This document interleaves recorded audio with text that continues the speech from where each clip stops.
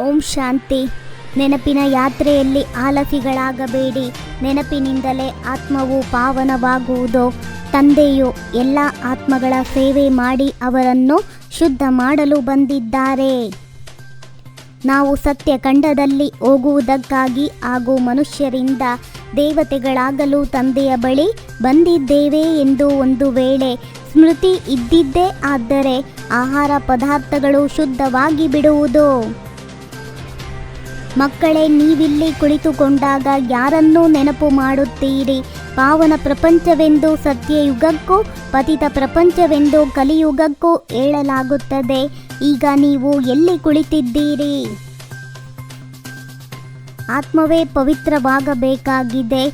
ಆತ್ಮವು ಪವಿತ್ರವಾದಾಗ ಶರೀರವು ಪವಿತ್ರವಾದದ್ದೇ ಸಿಗುತ್ತದೆ. ಈ ಶರೀರವಂತೂ ಮಣ್ಣಿನ ಗೊಂಬೆಯಾಗಿದೆ. ಆತ್ಮವು ಅವಿನಾಶಿಯಾಗಿದೆ. ಶಾಂತಿಧಾಮವು ಮನೆಯಾಗಿದೆ. ಅಲ್ಲಿಂದ ಆತ್ಮಗಳು ಪಾತ್ರವನ್ನು ಅಭಿನಯಿಸಲು ಬರುತ್ತಾರೆ. ಅಲ್ಲಿ ಕೇವಲ ಆತ್ಮಗಳೇ ಇರುತ್ತಾರೆ, ಶರೀರವಿರುವುದಿಲ್ಲ. ಅಶರೀರಿ ಎಂದರೆ ವಸ್ತ್ರಗಳನ್ನು ಹಾಕಿಕೊಳ್ಳದೇ ಇರುವುದು ಎಂದಲ್ಲ. ಶರೀರವಿಲ್ಲದೆ ಆತ್ಮಗಳು ಇರುವುದು. ಶಿವ ತಂದೆಯು ಎಲ್ಲ ಆತ್ಮಗಳ ಪಿತನಾಗಿದ್ದಾರೆ. ತಂದೆಯು ನಿಮ್ಮನ್ನು ಸ್ವರ್ಗವಾಸಿಗಳನ್ನಾಗಿ ಮಾಡಲು ಬರುತ್ತಾರೆ. ನೀವೇ ಸ್ವರ್ಗದಲ್ಲಿ ಬರುತ್ತೀರಿ. ಉಳಿದೆಲ್ಲರೂ ಮನೆಯಾದ ಶಾಂತಿಧಾಮಕ್ಕೆ ಹೋಗುತ್ತಾರೆ. ಅದು ಮಧುರ ಮನೆಯಾಗಿದೆ. ಅಲ್ಲಿ ಆತ್ಮಗಳ ನಿವಾಸ ಸ್ಥಾನವಾಗಿದೆ. ತಂದೆಯೇ ಬಂದು ಮನುಷ್ಯರಿಗೆ ಈ ಜ್ಞಾನವನ್ನು ತಿಳಿಸುತ್ತಾರೆ. ಇದರಿಂದಲೇ ಮನುಷ್ಯರಿಂದ ದೇವತೆಗಳಾಗುತ್ತೀರಿ. ದೇವತೆಗಳ ಆಹಾರ ಪದಾರ್ಥಗಳು ಅಶುದ್ಧವಾಗಿರುವುದಿಲ್ಲ. ಈ ಭಾರತವು ಮೊದಲು ಸತ್ಯಖಂಡವಾಗಿತ್ತು. ತಂದೆಗೆ ಸತ್ಯವೆಂದು ಹೇಳಲಾಗುತ್ತದೆ. ಶಿವ ತಂದೆಯು ಬ್ರಹ್ಮರವರ ಮೂಲಕ ಕಾರ್ಯ ಮಾಡುತ್ತಾರೆ. ಇಲ್ಲಿ ಯಾವುದೇ ಸಾಧು ಸಂತರು ಓದಿಸುವುದಿಲ್ಲ ಎಂಬುದು ಮಕ್ಕಳಿಗೆ ಮೊಟ್ಟ ಮೊದಲಿಗೆ ನಿಶ್ಚಯವಾಗಬೇಕು. ನಿಮ್ಮಲ್ಲಿ ಯಾರು ರಾಜಯೋಗವನ್ನು ಕಲಿಯುವರೋ ಅವರು ಹೋಗಿ ರಾಜಾದಿರಾಜರಾಗುತ್ತೀರಿ. ಪ್ರತಿಯೊಬ್ಬರಲ್ಲಿಯೂ ಆತ್ಮವು ಕುಳಿತಿದೆ. ಎಲ್ಲರೂ ಸಹೋದರರಾಗಿದ್ದಾರಲ್ಲವೇ? ಪ್ರತಿಯೊಬ್ಬರಲ್ಲಿಯೂ ಪರಮಾತ್ಮನೆಲ್ಲಿಂದ ಬಂದರು? ನಮ್ಮೆಲ್ಲರನ್ನು ಶುದ್ಧಗೊಳಿಸಿ ಎಂದು ಪತಿತ ಪ್ರಪಂಚದಲ್ಲಿ ನೀವು ತಂದೆಗೆ ನಿಮಂತ್ರಣ ನೀಡುತ್ತೀರಿ. ಬಾಬಾ, ನಾವು ಪತಿತರಾಗಿದ್ದೇವೆ ಎಂದು ಹೇಳುತ್ತೀರಿ. ತಂದೆಯು ಪಾವನ ಪ್ರಪಂಚವನ್ನಂತೂ ನೋಡುವುದಿಲ್ಲ.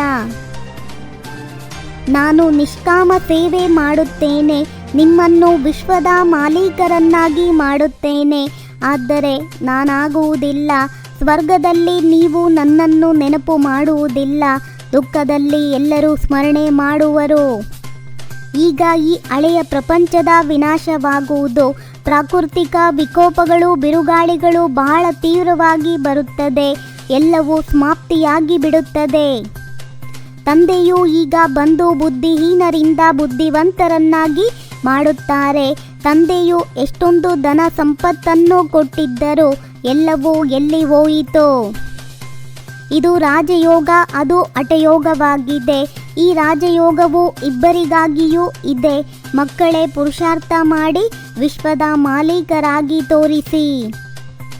ತಂದೆಯ ಮೂಲಕ ಚೆನ್ನಾಗಿ ಓದಿ ಸುಂದರ ಹೂಗಳಾಗಬೇಕಾಗಿದೆ. ಈ ಮುಳ್ಳುಗಳ ಕಾಡನ್ನು ಹೂದೋಟವನ್ನಾಗಿ ಮಾಡುವುದರಲ್ಲಿ ತಂದೆಗೆ ಪೂರ್ಣ ಸಹಯೋಗ ನೀಡಬೇಕಾಗಿದೆ.